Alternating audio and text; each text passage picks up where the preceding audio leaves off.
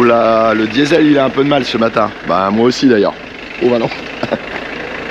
6h20 du matin. On est prêt à partir pour aller faire la traite des brebis. Oh bah non, je sais pas ce que c'est moi.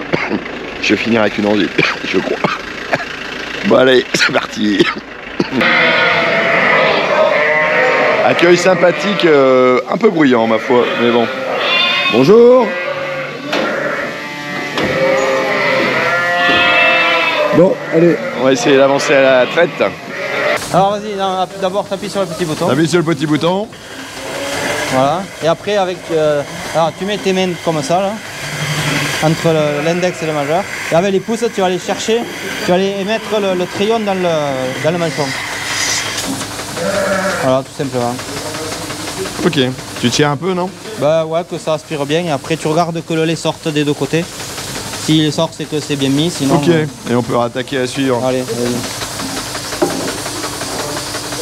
Le stagiaire est en marche. Ah, j'ai pas appuyé sur le bouton. Ah, il t'a pas appuyé sur le bouton. Ouais.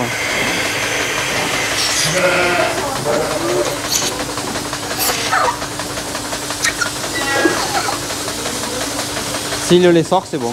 C'est pas bien.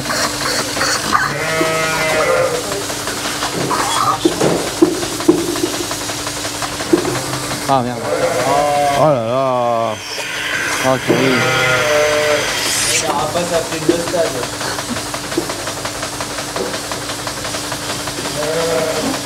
Alors, les premières impressions, là, c'est quoi les sensations?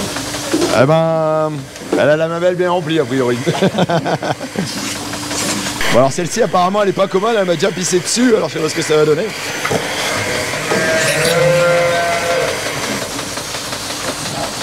C'est bon. Ah, celle-là, elle pisse toujours avant de... Ah ouais. On la brèche, elle se met à pisser systématiquement. Ouais. La 0, Ça lui fait de l'effet. Ouais, c'est bon.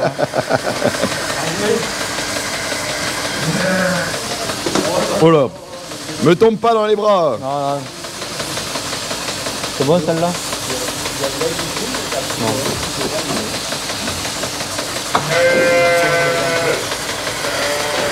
Eh, Ginette là on se calme. Excusez-moi. Alors là au bout des 2 minutes et demie ça se décroche automatiquement. Ouais, bon celui-là il marche pas. Et toi mais... tu vérifies simplement en palpant le pis si tout les... du lait ou pas, ouais. D'accord. Bon, il en reste un peu. Ah, quand c'est comme ça, tu es obligé de remettre un peu ou de tenir quoi. Ouais. C'est-à-dire c'est pas comme en laitière où ça, en principe c'est un peu plus facile quelque part quoi. Sur une vache laitière quoi, je veux dire. Ouais. Après, en vache laitière, le décrochage automatique c'est au flux de lait. Oui. Et là c'est autant. Là c'est autant ouais. En brebis, en flux, ça se fait mais c'est plus long. Ouais. Et puis au niveau de la sélection, on aime bien en brebis avoir une brebis qui donne vite du lait. D'accord. Et alors, elle a une belle tête. Elle est contente. Ah oui, ça a l'air de... Garde-moi comme c'est cool. Je vais chercher ce qu'elle reste dans les coins. Laurent, là on vient de finir, enfin tu viens de finir la traite, on t'a aidé un tout petit peu. Ouais. Tu m'expliquais un petit peu le cycle. Alors donc c'est pas une, j'allais dire c'est pas une lactation qui se fait tout au long de l'année. Hein. Non, c'est une lactation saisonnière. D'accord. Alors comment ça démarre Alors ça démarre, on va démarrer le premier jour ça va dire à l'insémination, à la reproduction. À la reproduction. On va commencer là. On les met, on insémine tout le monde, ou avec bélier, monte naturel. On va attendre 5 mois de l'attente de la gestation. Les agneaux vont naître. Les agneaux vont rester pendant 1 mois sous la mer. D'accord. Ensuite, on va les sevrer. Alors les femelles, je vais les garder pour moi pour le renouvellement. Et les mâles, je les vendrai à l'engraissement. D'accord. Après, ne m'appartiennent plus, ils vont faire... Ouais, tu es pour l'engraissement. Et à partir de ce moment-là, j'appelle la laiterie qui vont venir chercher le lait. D'accord. Donc tous les jours, collecte quotidienne, traite 2 fois par jour. Et pendant 7 mois. D'accord, et après tu redémarres un cycle, c'est sur une année quoi, c'est voilà, ça? C'est ça. Ouais. Il y a un agnelage par an. Un agnelage par an, voilà, c'est ça. Ok, et donc ouais, ça dépend aussi de la période. Et au bout d'un moment, donc J'allais dire au niveau production de lait, ce qu'on avait vu, c'est environ 3 litres au démarrage et puis ça descend au fur et à mesure. Ça va descendre au fur et à mesure. Ouais. Alors ici, tu as combien de production au total en litres de lait? J'ai un contrat avec Société des caves. Ouais. Un volume contractualisé de 112 500 litres. D'accord, ça c'est pour ton année quoi. C'est pour ma année, il faut que je fasse ça. Et combien ça représente de bêtes? Ben là j'ai 350 brebis. Ouais. Donc ça fait du... ça fait 112 000.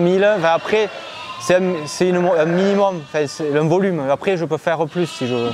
D'accord. Mais le volume, il m'est payé avec un prix de base. Ouais. Le prix de base a été calculé, ça a été négocié entre les industriels et les éleveurs. Ils s'assoient autour de la table et ils discutent. L'industriel, il veut baisser le prix. Il veut baisser le prix et le producteur, il veut le monter. Voilà. C'est souvent comme ça, voilà. C'est rarement dans l'autre sens.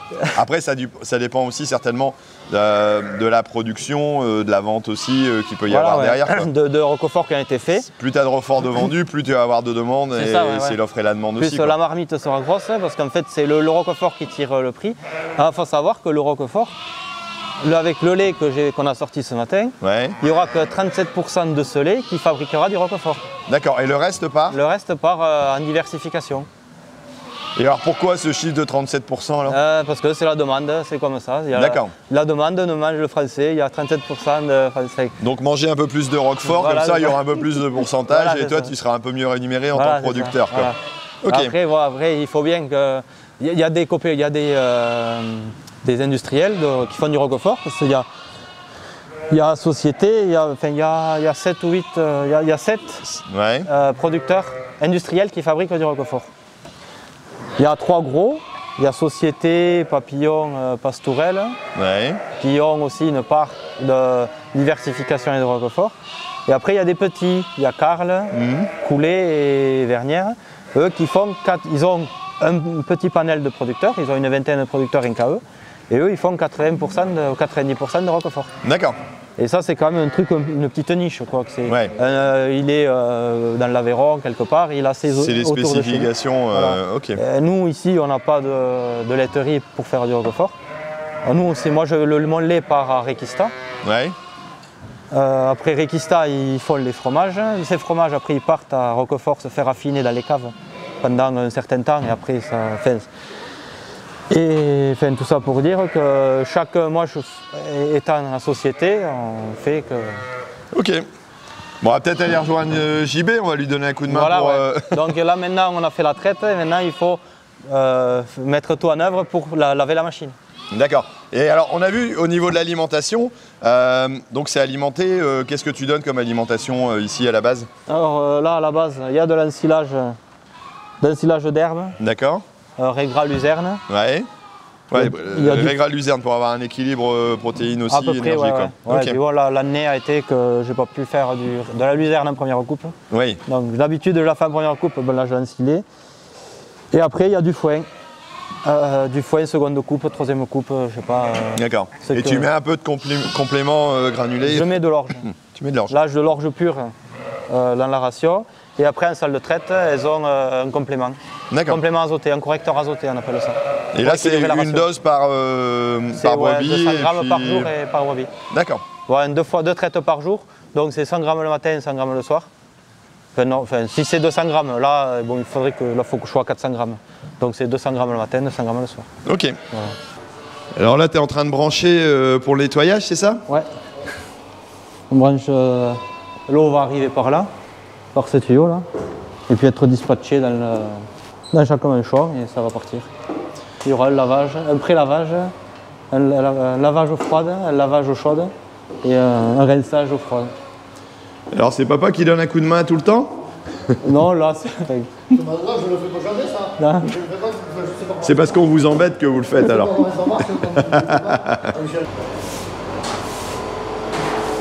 Donc la règle pour mesurer. D'accord. Comme ça tu sais exactement la quantité qui est... Voilà. Bon, ils n'ont rien inventé d'électronique encore. Donc là il y a...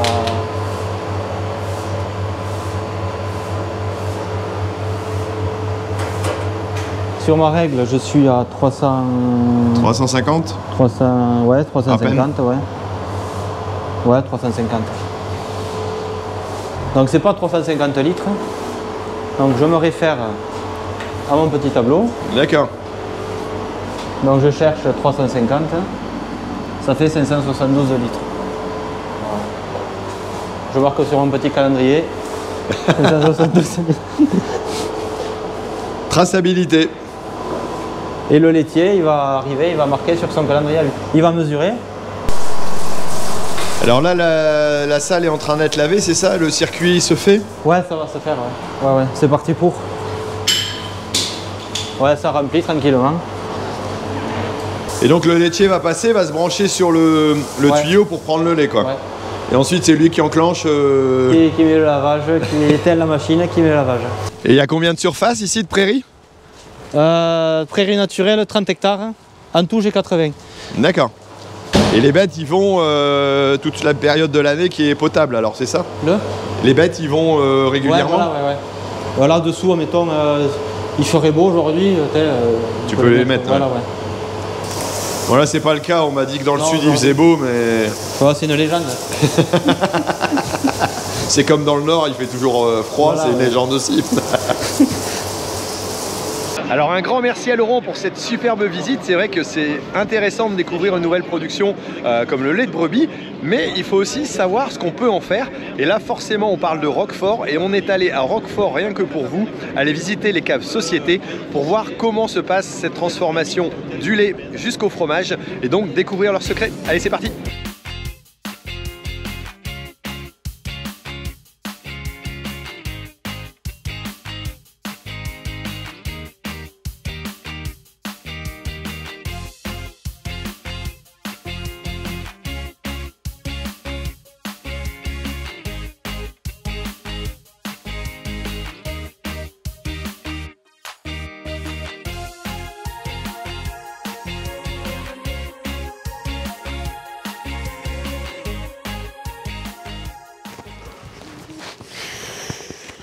Bonjour Jacques.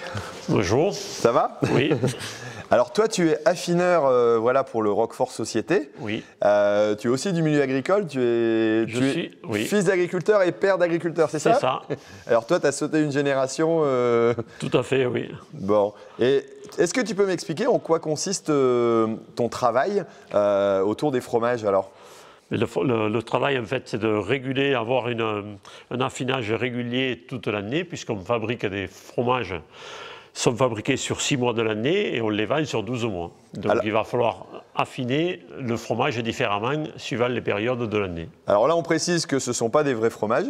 Voilà, c'est tout simplement de la présentation parce que ça n'a pas encore démarré. Ça démarre ici ça démarre bientôt, là, ça va démarrer jusqu'à fin juin. D'accord, donc début décembre jusqu'à fin juin. Voilà, la production du fromage. Alors, qu'est-ce qu'on appelle le fait d'affiner? Parce que alors, le fromage, on a vu un petit peu une présentation qui montre qu'ici à Roquefort, il y a un système qui fait qu'il y a des aérations naturelles avec un certain taux d'humidité. C'est comme ça que le fromage a été créé, c'est ça? Oui, se développe, oui. Voilà, et donc c'est le seul endroit où on peut avoir un fromage qui s'appelle le Roquefort. Il faut qu'il soit stocké ici pendant un moment et qu'il soit maturé, enfin affiné.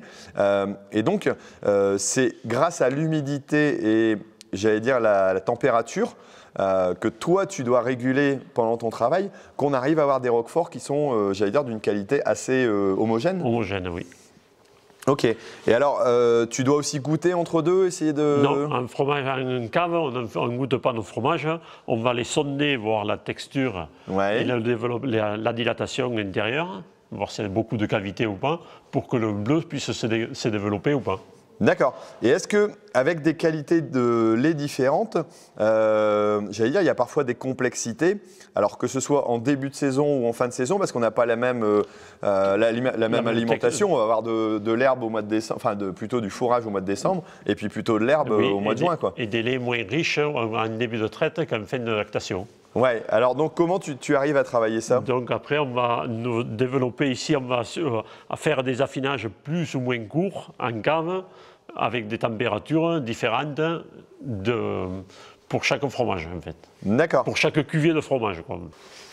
Et comment, ça fait combien de temps que tu fais ce métier-là? Ça fait 6 ans. 6 ans que je suis chez Société en tant qu'affineur. D'accord. Et avant, j'étais chez Loupérac. Voilà. D'accord. Donc ça reste du fromage. Alors il y a des différences entre les types de fromage. Oui. Il y a des techniques qui sont vraiment différentes. Là, sur le fromage, sur le roquefort, vous êtes à lait cru, non standardisé, lait cru naturel. Alors j'ai appris qu'il y avait plusieurs. C'est dû à un champignon, hein, c'est ça? Oui. Il y avait plusieurs souches qui existaient. Souche de pénicillium, oui. Ça s'appelle comment le roqueforti. Roqueforti. Et donc ça va donner des goûts différents. Des goûts, des textures, des couleurs à l'intérieur de la pâte différentes. D'accord, donc on aura... Et des couleurs de cavité qui seront aussi différentes. Et alors, le goût, j'allais dire... On le verra tout à l'heure, hein, sur les fromages qui seront coupés et affinés. On va avoir des fromages qui seront plus clairs et des fromages plus foncés. Alors, j'allais dire, il y a des amateurs certainement de fromage de Roquefort qui sont un peu spécialisés. Il y a vraiment des goûts très différents entre les uns et les autres. Les trois souches de pénicillium qu'on développe chez nous vont vous marquer vous verrez bien la différence, oui. Alors, j'ai vu tout à l'heure que tu pouvais ouvrir des trappes qui donnent sur les, j'ai perdu le nom, sur les fleurines, oui. Qui sont les cavités naturelles qui permettent de... Les failles naturelles qui nous amènent l'air frais de l'extérieur vers l'intérieur. D'accord. Parce qu'on est toujours aussi aux alentours de 10-12 degrés, c'est ça? 10-12 degrés, oui. Et lors du démarrage, tu expliquais aussi qu'il fallait, j'allais dire, remplir suffisamment la cave au début. Il faut bien y charger la cave au départ. Pour qu'elle monte un peu en température, c'est ça? Pour que le fromage puisse se développer avec les bonnes températures. Et ça permet d'avoir, j'allais dire, des produits qui sont différents. Alors, est-ce que si jamais tu te trompes ou que tu travailles différemment la régulation d'arrivée d'air, voilà, ça peut donner des goûts différents aussi, ça? Oui, aussi, oui. Ça, après, on va travailler aussi sur la longueur de la durée d'affinage, en fait. Suivant, plus on va garder nos fromages, plus ils vont s'affiner plus vite et développer plus de goût. Alors, si quelqu'un veut devenir affineur un jour à Roquefort, comment est-ce qu'il doit faire? Il doit démarrer par venir installer les fromages au début?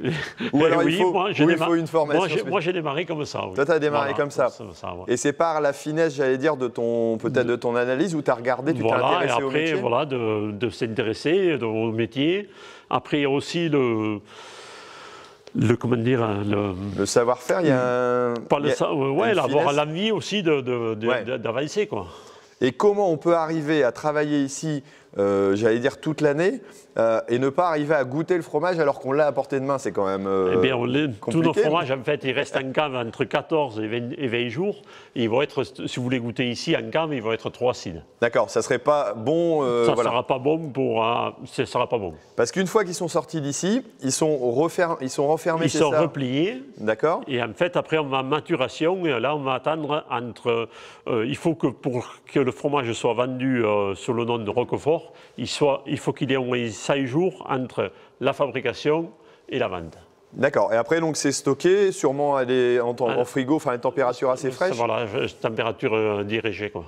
Et est-ce qu'il existe des fromagers, des gens qui vendent le fromage, qui affinent encore différemment, comme le Roquefort, ou est-ce que ça se fait pas? Parce que non, ça se fait pas, non. Non, c'est un produit qui est déjà affiné d'avance. Le fromage est affiné, oui. Le Roquefort est affiné en cave. Oui. Ok. Par contre, ça m'a bien donné le goût à la bouche. Ça, j'irais bien essayer d'en déguster un petit peu. C'est possible? Ah oui, à la sortie de la visite, on va déguster les 3 Roqueforts. Eh ben, écoute, ça me tente bien d'y aller. Merci en tout cas pour ta présentation. Puis nous, on va aller voir ça. On va aller goûter ça plutôt.